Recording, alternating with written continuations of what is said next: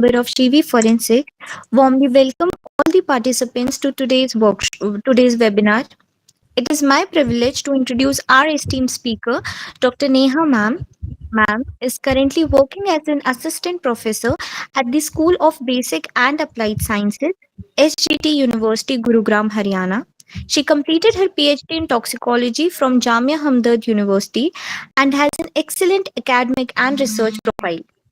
She has published She has published around 22 research papers in reputed journals, holds two patents, and has secured two extramural research projects with a funding of approximately 2 crore rupees. Dedication to research and student mentorship truly reflects her academic excellence. Without further delay, I would like to invite ma'am to take over the session. Ma'am, the virtual platform is all yours. Thank you, Vanshika. Good evening, everyone. I hope you all are doing well, and thank you for joining this webinar. So, firstly, I will present my presentation.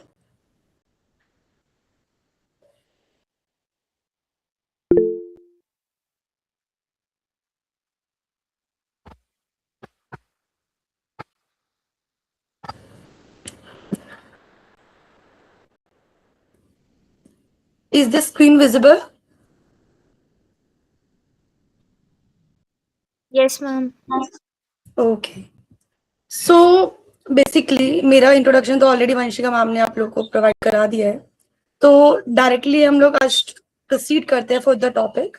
So today we will discuss a very interesting and interdisciplinary topic, which is integrating bioinformatics and network pharmacology in forensic sciences from molecular evidences to therapeutic insights. Have you ever heard about bioinformatics? Anyone?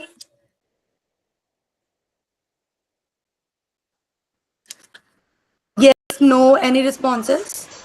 Ma'am, bioinformatics combines biology, computer science, mathematics, stats to analyze and interpret the data.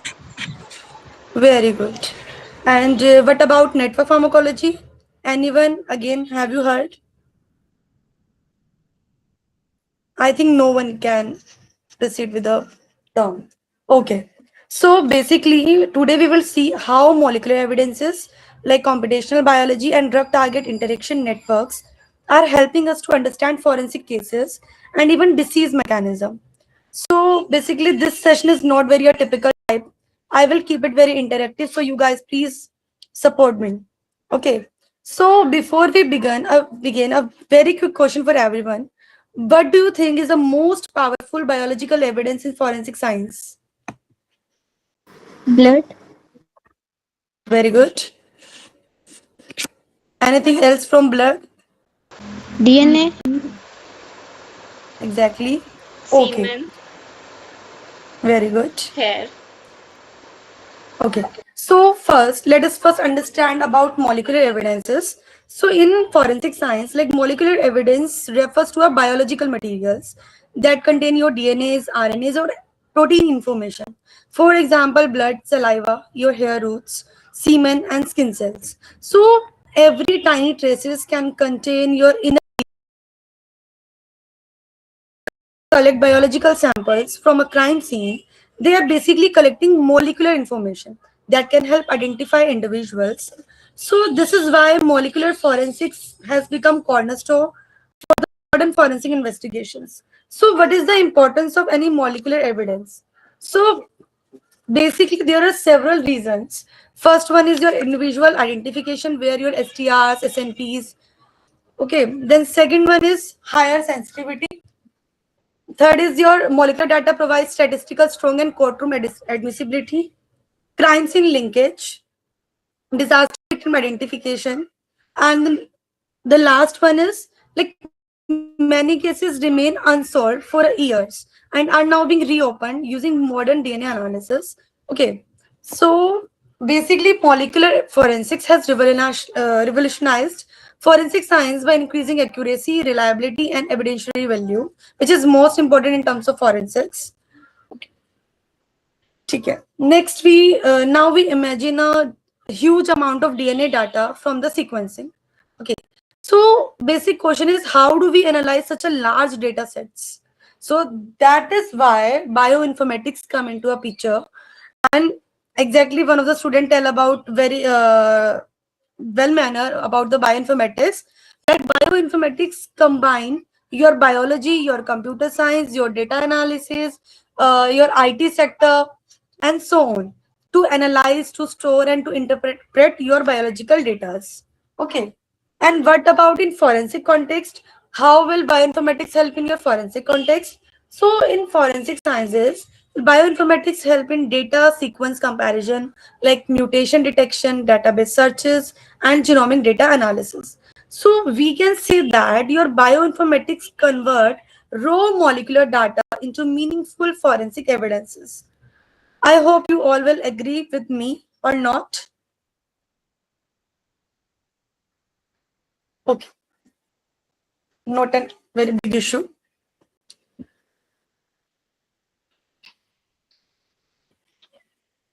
Okay, so basically your bioinformatics is very essential for the sequence analysis, like DNA profiling. We will like in detail में बाद में बात करते हैं इसके बारे में. Then your SNPs or STRs comparison, या NCBI and GenBank data searching, alignment and phylogenetics, your protein modeling and big data handling like NGS analysis. Okay. And in context with forensics, I have already talked about like how bioinformatics will help in your in forensic sectors. So it analyze your biomitochondrial DNA, which DNA samples interpretations, like species identifications and microbial forensics, and so on. So, any questions? Okay. So without bioinformatics, interpretation of your modern molecular forensic data, okay, would be extremely difficult. So bioinformatics again, storage, comparison, analysis, interpretation of your biological data को easy बनाता है. Okay, and transform your raw data into legally defensible scientific evidence. Okay, have you ever heard about DNA profiling? Anyone, please? Yes, ma'am. Okay, can you brief little bit? Ma'am, like the chromosomal sequence which is present in the DNA, and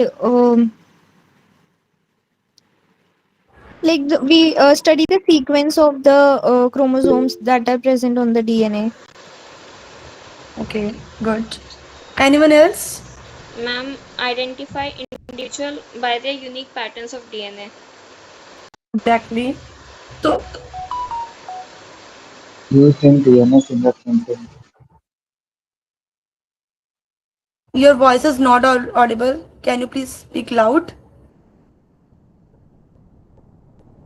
Used in DNA fingerprinting. Okay. Okay, so very good. Okay, now let us talk about again DNA profiling. So it is one of the most important technique in your molecular forensics. Okay, so this method focuses on analyzing STRs. STR is what? Short tandem repeats. And again, short tandem repeats are the short sequences that repeats in your DNA or your genome multiple times, not a single time. Suppose, for example, your genome, one of the sequence is AGAT, AGAT, and AGAT repeating multiple times in your genome. And different individuals have different number of repeats. And this variations makes STRs extremely useful for human identification. Okay. Second thing is DNA profiling is very widely used in criminal investigations, paternity testings, and missing person identification. Now, second one is sequence alignment. Again, my question from you guys. Have you ever heard sequence alignment or not? I think no one can relate this stuff. Okay. So this is another important concept of your bioinformatics, sequence alignment. And it simply alignment means like we have to compare two or more DNA sequences to identify similarity or differences. For example, we can compare a DNA sequence obtained from a crime scene with a reference sample. And one commonly used tool for this purpose is BLAST. I'll go with the BLAST later. BLAST, and this BLAST is available from the through the NCBI databases. And sequence alignment is also used for species identification, which is useful in wildlife forensics and other areas of forensics. Okay. So role of bioinformatics, again, comparison for STR loci profiles, like sequence alignment for confirming identities, matching unknown sequences with the database records, and statistical probability calculations. Okay, so this is the commonly used tool NCBI, which is National Center for Biotechnological Information. And here I am like search on the Google and just show you guys.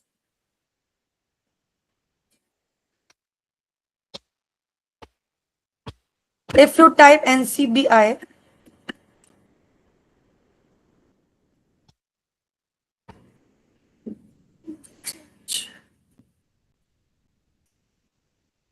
okay, so this is the homepage of your NCBI database, and here there are the multiple options like all databases, assemblies, biocollections, and genome, gene, GEO profiles, your nucleotide, your protein cluster, and so on. So firstly, I'll go with the protein, and you have typed any one of the protein you want to search. Suppose I want to search ACHE, which is the acetylcholine esterase. Okay, which is if you guys have ever heard or like learned about organophosphate poisoning, so this enzyme or this protein is very like relatable to the poisoning method of for the organophosphate. Okay, so here I typed ACHE, and there is a large number of lists available on the screen, and from the left side you have to like filters. It's like जब हम लोग मिंत्रा या मीशो पे अपने filters लगाते हैं कि कौन से कलर्स अवेलेबल है या कौन सा ब्रांड है, सेम टाइप इधर आपका एनिमल्स है, like a plants, microbes, protista, bacteria, viruses, anyone you want. ठीक है. सो जब भी हम कॉम्पिटिशनल बायोलॉजी की तरफ जाते हैं तो अपना मेन कॉन्सेप्ट क्या रहता है कि आपको प्रिडिक्ट करनी है चीजें humans.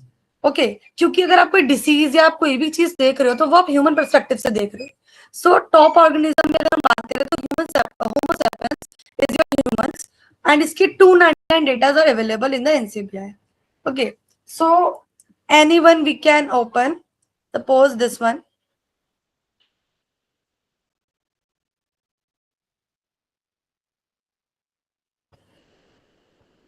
Okay, this particular page showing the like GenPept or GenBank, okay, format, where you have find information about your locus, like locus is chromosome पे किस particular locus पर आपका ये प्रोटीन ये प्रेजेंट है, कितने इसमें अमाइनो एसिड्स प्रेजेंट है, या उसका जैसे आपके प्रोटीन्स होते हैं उसके primary, secondary, tertiary and quaternary structures are available. So आपका जो एसीएचई प्रोटीन है ये कौन से फॉर्म में प्रेजेंट है, तो it's a linear form. Okay, but next is accession number. Accession number is your, जैसे your Aadhaar card number, like unique. तो ये पर्टिकुलर एसीएचई के लिए यूनिक नंबर है, असेशन नंबर. ठीक है. Apart from these informations you have find organism like Homo sapiens, which class, which family, which protista, and references, authors, and so on. Multiple things are available on the GenBank site, okay, GenBank page, and then we'll proceed with the FASTA format. And in FASTA format, you guys will find sequences of particular protein. Okay, so suppose this is the sequence. Sometimes sequence होता है आपका वो बहुत large होता है, वो 2 to 3 pages का चला जाता है. अब इसको सेव करने की आपके पास ऑप्शन है सेंड टू फाइल, डाउनलोड में faster and create file. It automatically download in your download folder. Okay, and second folder thing is you just copy and paste in BLAST. और third option is you can directly go with the run BLAST. Okay, and BLAST is nothing. BLAST क्या करता है, आपके sequence की similarity find करता है, sequence similarity find करता है. तो इधर here are multiple options for blast, like blast N is for nucleotide, blast P is for protein, X is for DNA, RNAs, and so on. तो अभी हमें सिर्फ ब्लास्ट पी की बात करनी है। तो जब हमने डायरेक्ट रन ब्लास्ट किया तो आपका सेशन नंबर यहाँ ऑलरेडी डिस्प्ले हो गया। Okay, then go with the databases like cluster nr or reference sec or something extra multiple things are available.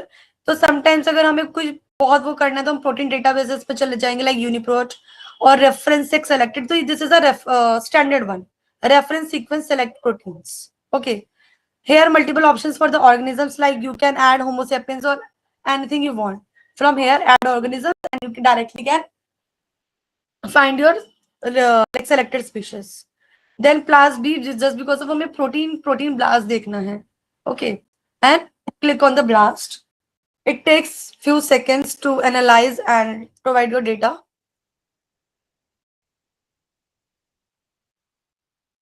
This is all about your bioinformatics, and in like graduations or masters, you guys will like पता होना चाहिए कि what is bioinformatics and what are the tools available. Just because of कई बार हम क्या करते हैं, अपनी रिसर्च करते हैं। ओके, क्योंकि अगर आप लोग मास्टर्स में हो तो आपको कई यूनिवर्सिटीज या कॉलेज में क्या होता है कि डेजर्टेशंस होती हैं एक 6 मंथ्स वाली। कई बार वेट लैब्स अवेलेबल नहीं है तो आपको अपनी रिसर्च करनी है, आप कैसे करोगे 6 मंथ्स की? तो सबसे इजी टूल है कि आप अपने कंप्यूटर सिस्टम के साथ बैठो, आप कुछ इस इंटीग्रेटिव अप्रोच लगाओ और कुछ ऐसे रिसर्च कर दो। ठीक है, तो सबसे सिंपल वो है task. I think it takes time, तो मैंने ऑलरेडी ये सर्च किया हुआ था इस सेम प्रोटीन का। ओके, तो अब आपको ब्लास्ट के पेज पे क्या दिखेगा, आपको उसकी आर आईडी, एक आईडी दिखेगी, जैसे वहां सेशन नंबर था, यहाँ आपको आर आईडी दिखेगी। प्रोग्राम आपने कौन सा रन किया है, ब्लास्ट पी। क्वेरी आईडी आपकी जनरेट होगी, डिस्क्रिप्शन आएगा, your amino acid, your query length and so on. Apart from this आपको एक लिस्ट मिलेगी, ओके, कि कितने नंबर ऑफ हिट्स आ रहे हैं इस particular. Again you guys go with the like graphic summary, जिसमें आपको अलाइनमेंट स्कोर दिखेगा, बेस्ट पॉसिबल मैच के स्कोर्स, तो उसका स्कोरिंग कलर कोडिंग है। ओके, अब आपको दिख रहा है यहाँ पर, अगर आप क्लिक करोगे किसी भी पर्टिकुलर लाइन पर तो उसकी पर्टिकुलर अलाइनमेंट आपको दिख जाएगी, शो हो जाएगी। सेम विद पिंक लाइन और your green line, your blue line and so on. Okay, अब ये जो लाइन कंप्लीट नहीं है, like middle of the pink line के मिडल में आ रही है, लाइक ग्रीन और ब्लू, तो जो इनकम्प्लीट लेंस है इसको लाइक हम बोल सकते हैं कि यहाँ पर म्यूटेशंस है, म्यूटेशंस की वजह से वो लाइन जो है वो कंप्लीट नहीं है। ठीक है, तो दिस इज अ बहुत very brief information about your NCBI, and then we again move our presentation. Okay, तो now let us talk about SNP. SNP is your single nucleotide polymorphism, and an SNP basically is a variation at a single nucleotide. ठीक है, position in your DNA. Suppose one individual may have a A, and while another may have a G. A is your adenine and G is your guanine at the same position. So SNPs are extremely useful when your DNA is degraded, or it's also helpful in ancestry predictions, can assist your phenotypic predictions like eye color, hair color, skin color and all. Okay, and with the development of NGS is your next generation sequencing. SNP based forensic analysis is becoming more common. Apart from these, like mutation analysis for the detection of point mutation is like single point पे कोई mutation आ रही है, कोई आपका delete हो रहा है, insert हो रहा है, your mitochondrial DNA variations. ठीक है, these things are you can analyze through SNP method. Now next one is your protein structure predictions. अच्छा, anyone can tell about मैंने वैसे अभी ब्रीफ दे दिया है, बट कितने टाइप के स्ट्रक्चर्स होते हैं, कौन कौन बताएगा प्रोटीन के?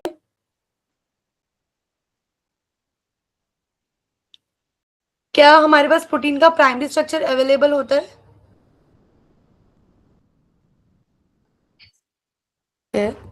ओके, चलो मैं थोड़ा सा बताती हूँ इसके बारे में। Although DNA analysis is central to your forensic sciences, but protein structure analysis also has an important application. अब अगर हम प्रोटीन लाइक स्ट्रक्चर एनालिसिस को एसोसिएट करें अपनी डे टू डे लाइफ में, ओके, सपोज कोई डिसीज हो रही है तो क्या हो रहा है कि कोई प्रोटीन जो है वो मिसफोल्ड हो रहा है, तो है कि है मेरे को तो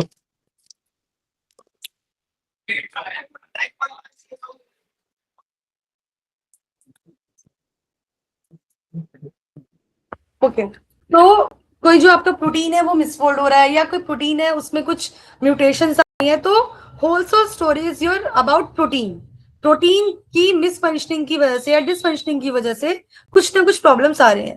okay, so proteins have their multiple structure levels, like primary में your amino acid sequences like linear chain, secondary is your alpha helix and a beta sheets, tertiary is your 3D folding, quaternary is your multiple subunit complexes। और हम सब ने कहीं ना कहीं 11th-12th में protein structures पढ़े हैं, ठीक है, कितने टाइप्स के होते हैं, क्या फोल्डिंग्स होती हैं। Okay, so using bioinformatic tools researchers can predict how mutations affect protein structure and functions, and this is especially relevant in forensic toxicology and forensic pathology। Apart from like आज हम network pharmacology की बात करेंगे, bioinformatics की एक जो branch है, but apart from these एक होता है मोलिकुलर डॉकिंग, जो जनरली रिसर्च में यूज होता है। ठीक है, अगर आप लोगों ने 11th-12th में केमिस्ट्री में याद हो अगर गिब्स फ्री एनर्जी, तो वो जो गिब्स फ्री एनर्जी है, जो फ्री बाइंडिंग एनर्जी होती है, सेम वो जो मोलिकुलर डॉकिंग का मेथड है, वो आपको दो मॉलिक्यूल्स के बीच में गिब्स फ्री एनर्जी प्रोवाइड कराता है। लाइक कितना स्ट्रॉन्ग उसकी बाइंडिंग है, और जितनी स्ट्रॉन्ग बाइंडिंग है वो उतना ही नेगेटिव में स्कोर प्रोवाइड करवाता है। ठीक है, तो इस पे हम अगर कभी हुआ तो आगे लेक्चर लेंगे डॉकिंग पे, बट स्टिल अभी हम इसी के साथ प्रोसीड करते हैं।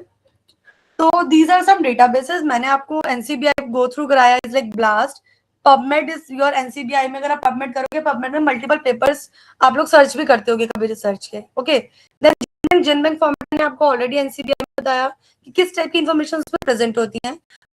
Third one is your UniProt. UniProt में क्या है कि आपका प्रोटीन सीक्वेंस है, और वो आपको कुछ प्रोटीन की फंक्शनल इंफॉर्मेशन प्रोवाइड कर रहा है। And then your protein data banks. Okay, तो मैं प्रोटीन डेटा बैंक्स भी अभी आपको दिखा देती हूँ, इट्स लाइक थोड़ा आप कनेक्ट कर पाओगे। You guys like type PDP, ठीक है, and click RCSB PDB home page, और इस तरीके से वो एक होम पेज ओपन होगा। Then you guys can search any protein you want to search और स्टडी। ओके, सो मैंने यहाँ पर सर्च किया था अगेन ACH आई गेस, नहीं सॉरी, क्राइजीन, क्राई मैं दोबारा कर देती हूँ इसमें, क्राई 49A प्रोटीन। ओके, तो अब जब आपने कोई प्रोटीन सर्च करा, तो इस टाइप से मल्टीपल प्रोटीन्स आर अवेलेबल, और मल्टीपल यू कैन से कि स्ट्रक्चर्स आर अवेलेबल। ठीक है, अब मेन प्रॉब्लम आती है कि सेम प्रोटीन है and multiple list are like showing on the screen. अब हमें कौन सा सेलेक्ट करना है फॉर माई रिसर्च वर्क, मुझे कौन सा स्ट्रक्चर्स लेना है, तो उसके लिए आपको पहले तो प्रोटीन की इंफॉर्मेशन पता होनी चाहिए, जनरल फिजियोलॉजी, जनरल प्रॉपर्टीज पता होनी चाहिए। सेकेंड थिंग इज, जब आप लोग इधर मेथड में सर्च करोगे, मेथड देखोगे तो जो एक्सरे डिफ्रेक्शन वाला स्ट्रक्चर है, उसका रिजोल्यूशन 2.2 से 2.2 2.4 की रेंज में, या जितना कम होगा उसका रिजोल्यूशन, वो स्ट्रक्चर उतना ही अच्छा माना जाएगा। सेकेंड थिंग इज, आपको टारगेट करना है ऑर्गेनिज्म होमोसैपियंस, ना कि कोई और ऑर्गेनिज्म। थर्ड वन इज, अगर मैं इस पे क्लिक करूंगी तो यहाँ पर वो शो करेगा कि इस स्ट्रक्चर में कोई म्यूटेशन है या नहीं है, तो इसने बताया कि कोई म्यूटेशन नहीं है।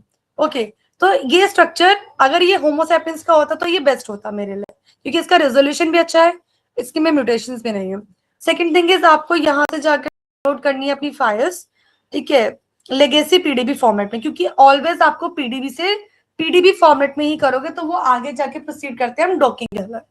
ठीक है, तो ये इस टाइप का स्ट्रक्चर, इसमें आपकी प्रोटीन्स की सारी इंफॉर्मेशन अवेलेबल है कि कितनी चेन्स है आपके प्रोटीन में, क्या लेंथ है, कौन सा ऑर्गेनिज्म है, क्या इमेज है उसकी, ठीक है, ये क्या डिसऑर्डर्स है, क्या डिसऑर्डर बाइंडिंग्स है, इस टाइप से पूरी इंफॉर्मेशन आपको यहाँ मिल जाएगी। ओके, तो this is your PDB, protein data bank. Now next move, any doubts till here? और नींद आ रही है? No, ma'am. नींद तो नहीं आ रही? No, ma'am.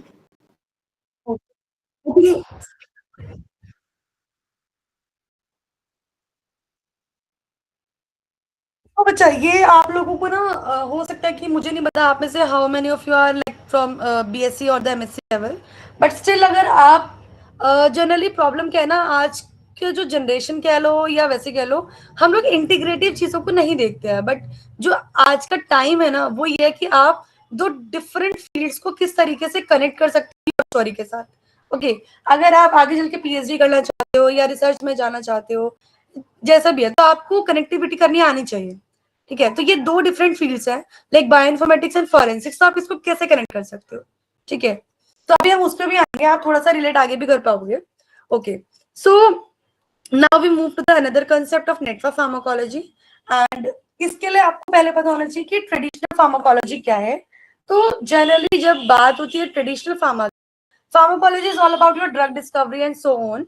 तो इसमें क्या है ट्रेडिशनल में कि आपके पास वन टारगेट है एंड योर वन ड्रग है, और आप उसी पे रिसर्च कर रहे हो, उसी के बारे में इंफॉर्मेशन कर रहे हो। बट अगेन कॉन्सेप्ट पे जो नेटवर्क का मतलब क्या हो गया कि multiple genes, multiple proteins, multiple targets are available. So biological system कह लो या आपकी पूरी ह्यूमन बॉडी कह लो, वो अपने आप में बहुत ही कॉम्प्लेक्स है। ठीक है, and usually involves multiple pathways. So network pharmacology adopt कर रहा है आपका multi target multi pathway approach, and in this approach a drug may interact with your multiple targets like proteins or receptor and which regulate your various genes that contribute to specific disease. Okay, अब आप लोग सोच रहे होगे कि ये forensic में कैसे आएगा, तो उसके लिए भी मैं अभी आपको आगे की स्लाइड्स में बताऊंगी कि कैसे आएगा। So by studying these interactions we can better understand disease mechanisms and drug actions. And components क्या है नेटवर्क के, कि आपके पास एक ड्रग होना चाहिए, आपके पास एक टारगेट होना चाहिए। Target is like your any protein और any receptor, then you have to create PPI network like protein interactions, and then gene disease associations and pathway enrichment analysis. Okay, so let us take an example.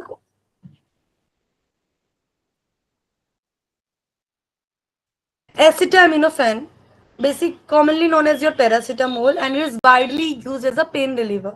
And however, overdose can cause severe liver damages. I hope you guys know about particular concept of acetaminophen toxicity. And here one of the enzyme CYP like cytochrome 2E1 metabolizes paracetamol and produces a toxic compound called NAPQI. And in forensic toxicology, this pathway is important when investigating suspected overdoses.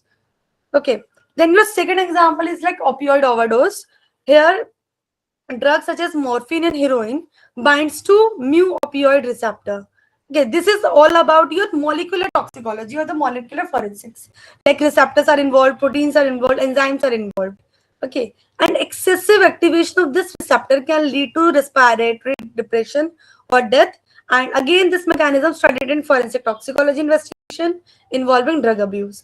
And third one is your like organophosphate poisoning. Like agriculture pesticide poisoning is another common case in forensics. And in organophosphate compounds inhibit the enzymes acetylcholine esterase, and this leads to accumulation of acetylcholine in the nervous system, like in your brain, and causing severe neurological symptoms like Alzheimer disease. If you guys ever heard about Alzheimer disease, भूलने की बीमारी, ठीक है? Alzheimer is like age progressive disease. Age बढ़ती जाएगी, ये Alzheimer की disease जो है बहुत प्रोग्रेसिव, बहुत सेवियर होती जाएगी। ओके, तो इसमें भी आपका एसिटाइलकोलिन बहुत इंपैक्ट करता है। सेम ऑर्गेनोफॉस्फेट पॉइजनिंग आपकी फोरेंसिक केस में भी देखी जाती है easily. Okay, and forensic laboratories often analyze enzyme activities in your suspected poisoning cases also. Now we can relate these examples with the network pharmacology. Okay, if you guys want to I'll go with the Google and करके भी दिखा सकती हूँ कि कैसे कैसे करना है। तो सबसे पहला स्टेप है आपका Swiss target prediction. Okay, Swiss target prediction में अब अगर मैं आपको बोलूं क्लोरपाइरिफोस, ठीक है, क्लोरपाइरिफोस एक टॉक्सिक एजेंट है, यानी कि एक कंपाउंड है, एक ड्रग है। तो मैंने उसको टारगेट किया, search your compound in PubChem like क्लोरपाइरिफोस। Again control करके सर्च करा स्माइल्स। स्माइल्स क्या है, जो आपके पर्टिकुलर स्ट्रक्चर की एटम्स, उसके बॉन्ड्स, उसकी ब्रांचेस, उसके रिंग स्ट्रक्चर्स और किस तरीके से 2D 3D स्ट्रक्चर्स बना है उसकी इंफॉर्मेशन प्रोवाइड करती है। तो just search your compound in the PubChem and enter and copy smiles and paste your smiles in this database which is the Swiss target prediction. Okay, if मैं अगर आपको ये करके ही दिखा दूं तो आपको क्लियर हो जाएगा। एक second,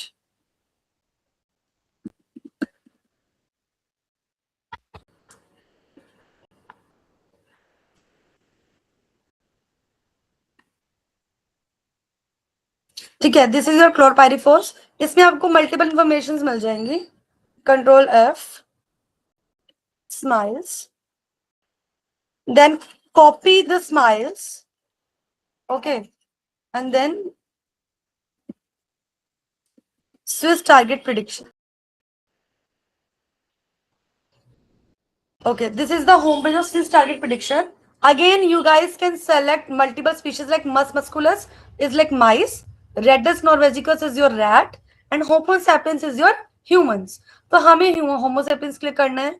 Paste your smiles in the box, and this is the structure for chlorpyrifos, and you guys can predict targets कि कितने टारगेट्स है, कितने जीन्स, कितने प्रोटीन्स जो है वो एसोसिएटेड है इस पर्टिकुलर कंपाउंड के साथ जो आपने सर्च किया है.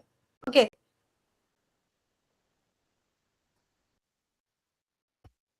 और ये मैंने देखो इन्फॉर्मेशन एक फॉरेंसिक केस से उठाई है, ऑर्गेनोफॉस्फेट पॉइजनिंग से उठाई है.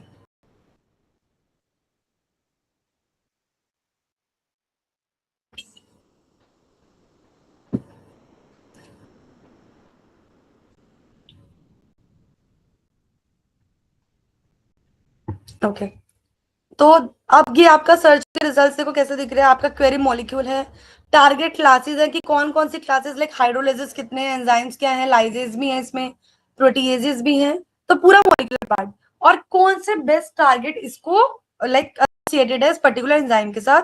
तो ये कंप्लीट लिस्ट है. यहाँ पर आपकी एंट्रीज 15 है, आप इसको मॉड्यूलेट करके ऑल भी कर सकते हो एंड 50 भी कर सकते हो. तो I will go with the all. Okay, तो there is a huge list, 96 entries are available.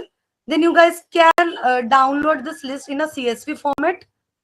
Okay, when you guys can download, तो Swiss target prediction CSV file के नाम से डाउनलोड हो गई.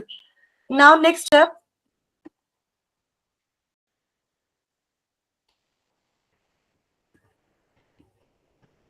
ओके, अब अगर मैं आपको ये लिस्ट दिखाऊं, ठीक है, जो मैंने अभी डाउनलोड करी है,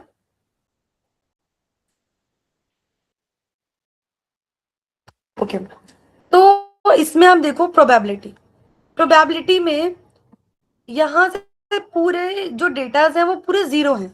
लाइक जीरो प्रोबेबिलिटी है कि कोई लिंकेज है ही नहीं आपके कंपाउंड का और जो जीन्स आए उनका.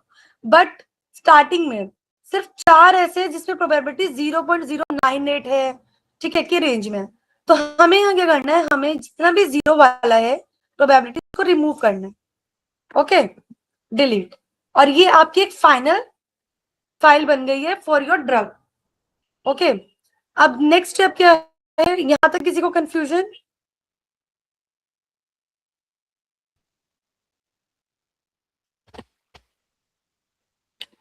ओके, तो इसको हमने रिमूव कर दिया. अब नेक्स्ट स्टेप आता है जीन टारगेट आइडेंटिफिकेशन वो डिसीज जिसके लिए आपका जो डेटाबेस है वो है जीन कार्ड.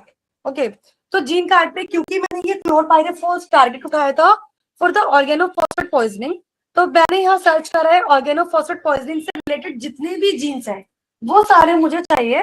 तो ये सर्च करने के बाद यहाँ पर विंडो आएगी कि आपको किस टाइप का डेटा चाहिए. तो मेरे को चाहिए प्रोटीन कोडिंग. क्यों? बिकॉज प्रोटीन कोडिंग जो डेटाज होते हैं वो are the more functional datas, वो ज्यादा इंफॉर्मेशन कंटेन करते हैं फंक्शनल वाली. तो दैट्स वाई मैंने यहाँ पर क्लिक करा प्रोटीन कोडिंग पे और मुझे ये एक लिस्ट मिल गई. मुझे अगेन मैंने उस लिस्ट को भी CSV फॉर्मेट में डाउनलोड कर लिया. अब यहाँ पर बहुत सारे पैरामीटर्स है. Like number 1 is your gift score. Gift score क्या है?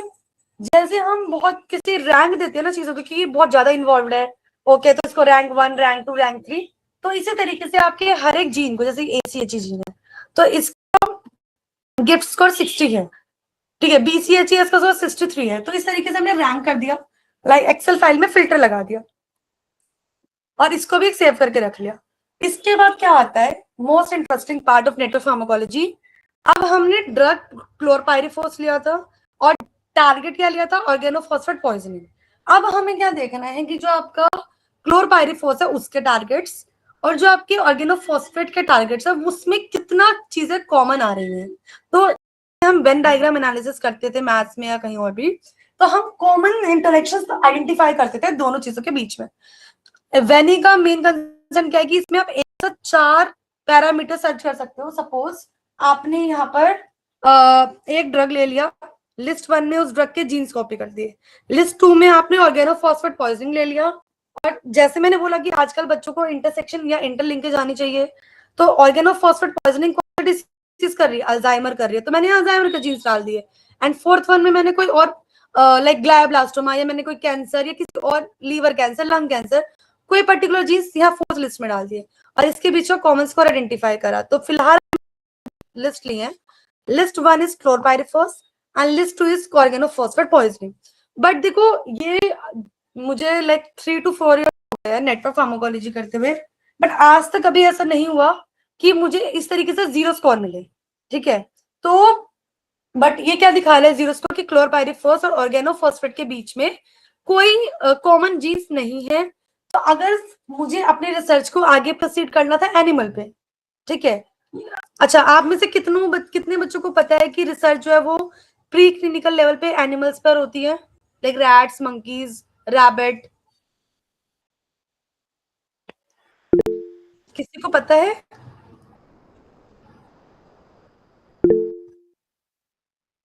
Yes ma'am.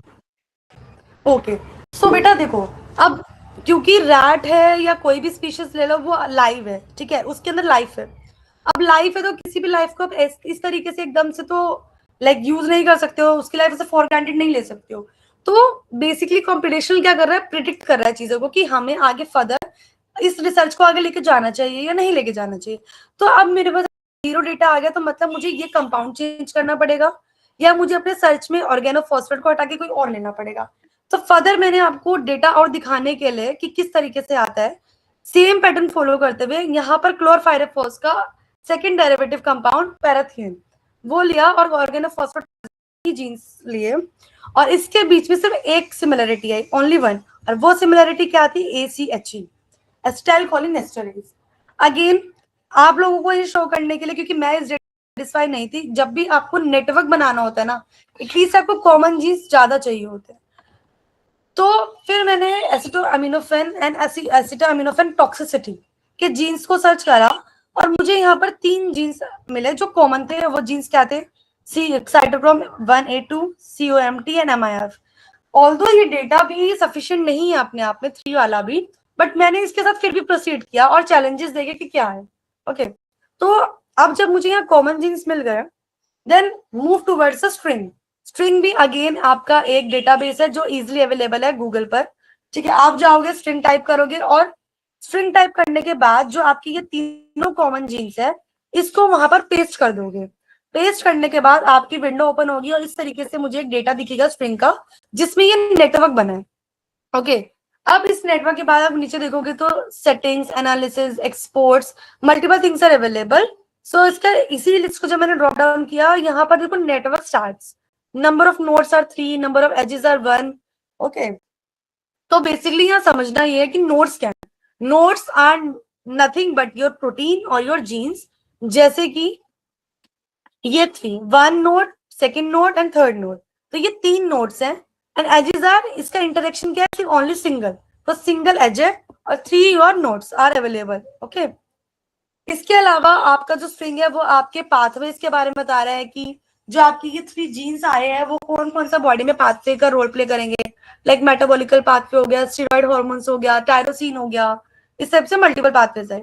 तो एक डेटा मिल गया। फिर ये इस टाइप से एक बार ग्राफ टाइप में मिलता है कि जिसकी डिग्री ज्यादा होती है, जोन जीन्स, जोन सा पाथवे आपका ज्यादा इन्वॉल्व होता है पर्टिकुलर थिंग्स में जो आप सर्च कर रहे हो, तो उसकी डिग्री, उसका सर्कल थोड़ा ज्यादा हाईलाइट हो जाता है।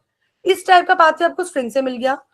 देन इस डाटा को हमने डाउनलोड करना है एक्सपोर्ट पे जाकर एक्सेल एंड साइटोस्केप वाली फाइल में। ठीक है, यहाँ पे क्लिक करोगे आप, ये डाटा जो है वो डाउनलोड हो जाएगा। अब हमें प्रिपेयर करना है network construction like protein protein interaction, और second one is component based. तो हम आइदर चूज करेंगे प्रोटीन प्रोटीन या फिर कंपोनेंट। तो अभी हम प्रोसीड करेंगे प्रोटीन प्रोटीन इंटरेक्शन से, और जिस तरीके से आप स्ट्रक्चर देख रहे हो ना, इस तरीके से स्ट्रक्चर पूरा प्रिपेयर होकर आता है। ठीक है, तो अगेन नोट्स मैंने आपको बताया, these are your proteins, orange one, green one, triangle one are your nodes, proteins or genes, and the lines, linear lines are your edges, interactions. ठीक है, अब again common databases, your grid, your string, enact, और visualisation tool is your साइटोस्कैन। तो these are your string datas.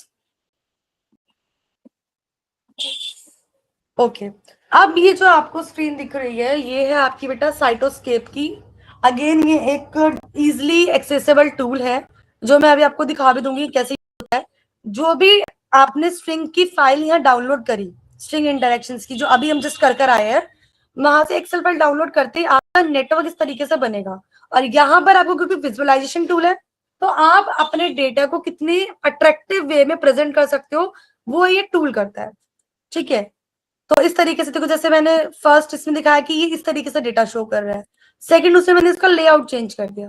Layout के अलावा इसमें ये कुछ इस तरीके से और इंटरेक्शंस पॉसिबल, बेस्ट पोजेस बनते हैं उसके। तो अभी मैं इस पे जाती हूँ, पहले मैं आपको एक बार दिखा देती हूँ। तो मैंने ये साइटोस्केप ऑलरेडी डाउनलोड किया हुआ है। ओके, तो इसको दोबारा से स्टार्ट कर लेते हैं, just to show you.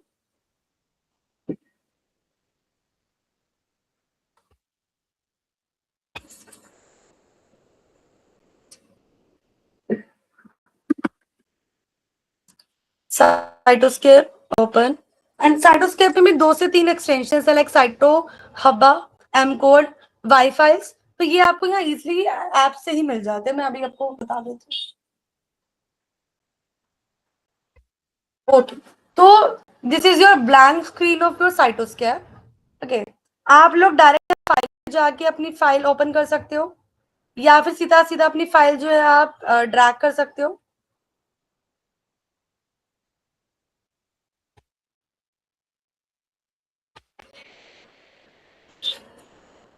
This is my spring file.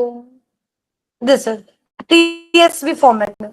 Okay, तो TSV फॉर्मेट में ये फाइल थी, इसको मैंने ड्रैग करा।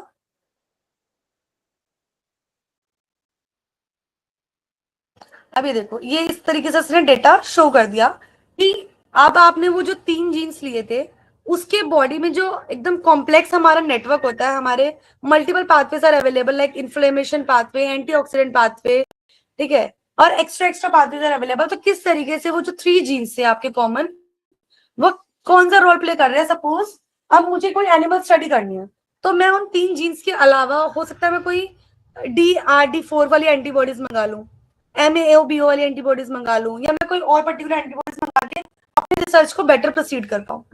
तो अब फिलहाल आप लेआउट पे जाएंगे। लेआउट पे जाके आप इसका ये चेंज कर सकते हैं, सर्कुलर लेआउट कर सकते हैं। ठीक है, मतलब जितना अब आपको खेलना है इसके साथ। ये देखो, एक लीनियर बन गया इसका पूरा का पूरा। एट्रीब्यूट सर्कल में शेयर नेम से तो अलग है, हायरार्किकल बन गया। इसके अलावा आप स्टाइल पे जाके इसका कलर कोडिंग और ये सब चीजें भी चेंज कर सकते हैं। ठीक है, तो ये मल्टीपल थिंग्स आपको इस पर्टिकुलर फाइल के साथ पूरा अच्छे से ओपन होना है। Second one is your cytohubba. इसमें जाके आप स्कोर कर सकते हो। लाइक हम इसमें कैसे करते हैं, हम डिग्री के बेसिस पे जाते हैं। डिग्री मतलब कि कितने जीन्स ज्यादा अवेलेबल है या ज्यादा इंक्लूड है आपकी पर्टिकुलर थिंग्स में। तो हम यहाँ पर जाके, कहाँ गया, स्टाइल में जाकर शेप, इक्लिप्स, अप्लाई, ठीक है, कस्टम, लॉक नोट करेंगे। लॉक नोट के बाद मतलब पर्टिकुलर थिंग्स, बॉर्डर कैसा चाहिए, लेबल कैसा चाहिए, कलर कैसा चाहिए, फोन साइज कैसा चाहिए, ये सब हम इस पे जाएंगे अगेन। और एप्स पे जाने के बाद ऐप स्टोर, ठीक है, शो ऐप स्टोर,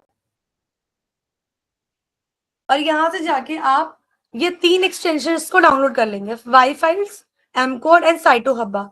ये तीनों है आपके जो रिजल्ट्स आए हैं उनको बेटर विजुअलाइजेशन में करेगी। तो अगर मैं अभी एमकोड पे जाती हूँ, सपोज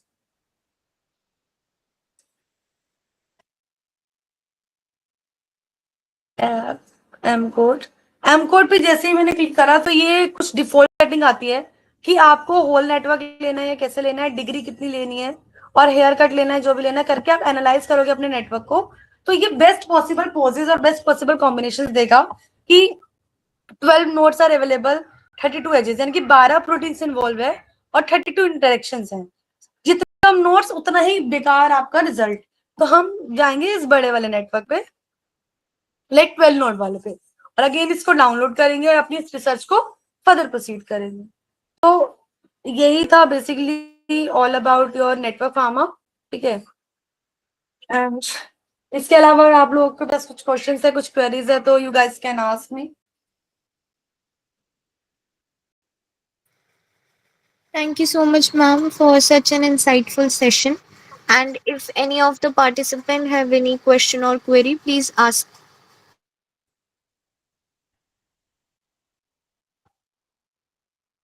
अच्छा, मेरे को एक क्वेश्चन पूछना है। जितना भी मतलब मैंने ओवरऑल ब्रीफ दिया है, आप लोगों को थोड़ा बहुत भी कुछ समझ आया है? थोड़ा बहुत भी? Yes, ma'am. देखो, मुझे पता है कि ये एकदम से चीजें नहीं आती हैं, बट मेरा मेन कॉन्सेप्ट क्या था वेबिनार में ये टॉपिक लेने का, कि मैं बच्चों को ये समझाऊं कि आप कैसे दो डिफरेंट साइंसेस को लाइक आपस में मर्ज कर सकते हो और कुछ बेटर निकल सकते हो, कर सकते हो। सपोज अगर मैं बताऊं, मेरे पास बेटा देखो 2 प्रोजेक्ट्स है फंडिंग के, ठीक है, ऑलमोस्ट 1+ करोड़ के। तो दोनों में ही, क्योंकि अगर आगे जाके आप भी कभी रिसर्च करो, अच्छा रिसर्च में पीएचडी में कितने लोग इंटरेस्टेड है?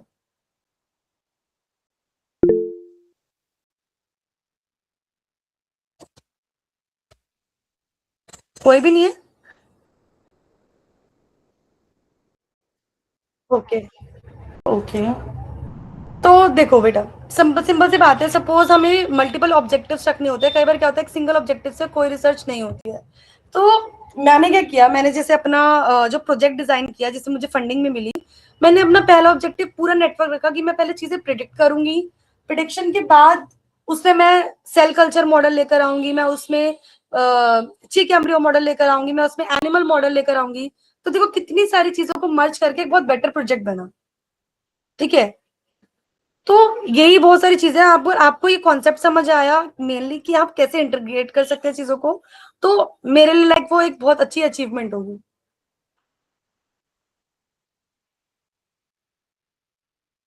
बाकी मेरी साइड से तो डन है, अगर कुछ है तो आप लोग प्लीज प्रोसीड कर सकते हैं।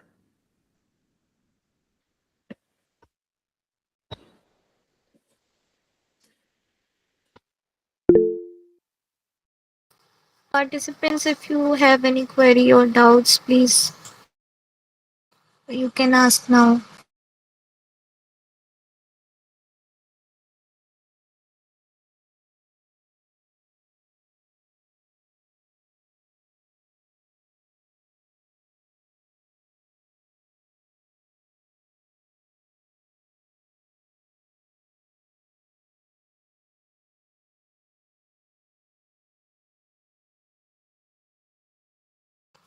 I I hope think I'm there is no doubt.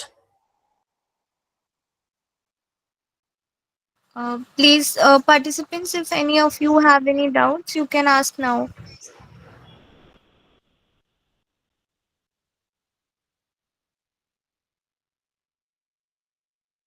और you guys Yes, connect ma'am. Later if you have any doubts. Good evening, ma'am. Thank you good for the evening. wonderful session. Ma'am मेरा एक छोटा सा doubt था that we are working on a project जिसमें हम nicotine dependency check can you repeat, your voice is not audible. कर रहे हैं गावा के रिसेप्टर में और जो okay am I audible ma'am? Yes yes, now you can tell. Ma'am basically जो हमारा जो रिसर्च है, हम डिसर्टेशन रिसर्च जब कर रहे हैं उसमें हमारी इश्यूज है, हम निकोटिन डिपेंडेंसी जो है वो चेक करें गाबा के रिसेप्टर के कुछ एफएनसीज है उनके ऊपर। तो जब हम डेटाबेस से हम चेक करते हैं उसे और प्राइमर डिजाइनिंग वगैरह करते हैं, तो हमारे लिए हम जो इशू फेस कर रहे हैं वो ये है कि हमारे जो पीसीआर हम कर रहे हैं उसके बाद हमारा मतलब प्राइमर सिलेक्शन के बाद तो डेटाबेस में जो आंसर मतलब डेटाबेस में जो प्रिडिक्टेड मॉडल्स हैं, मतलब जो ये बता रहे हैं कि निकोटिन डिपेंडेंसी हो सकती है उस जीन पे और मतलब एसएनपी पे म्यूटेशन हो रहे हैं और हमारे जो रिजल्ट्स हैं वो कंटिन्यूस वैरी कर रहे हैं।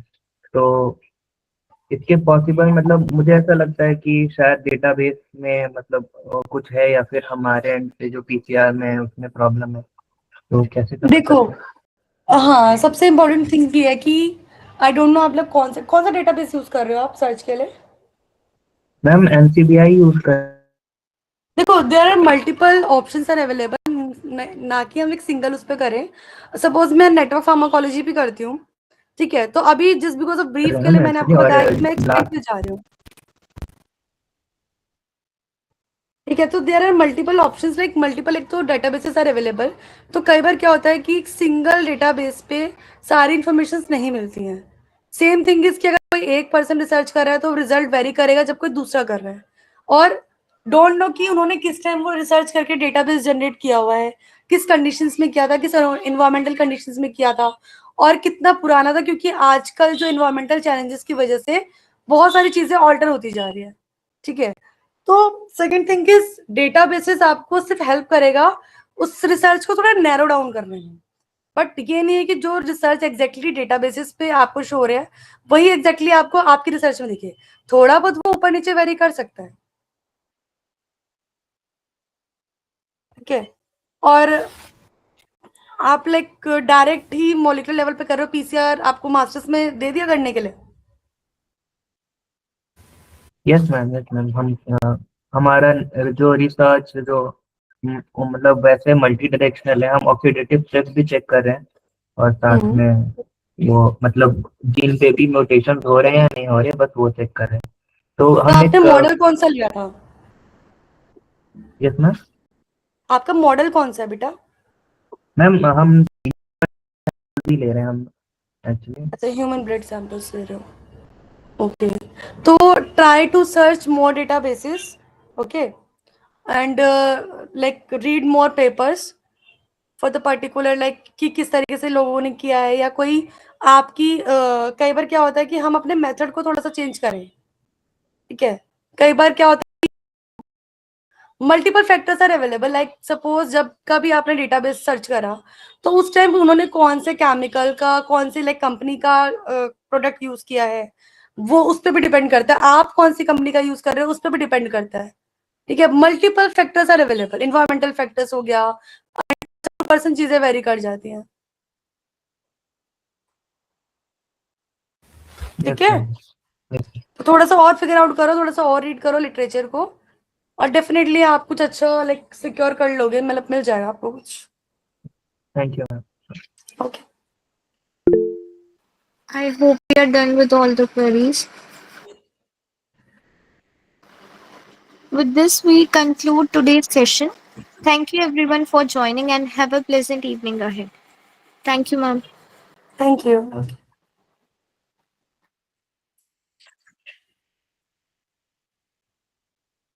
Thank you.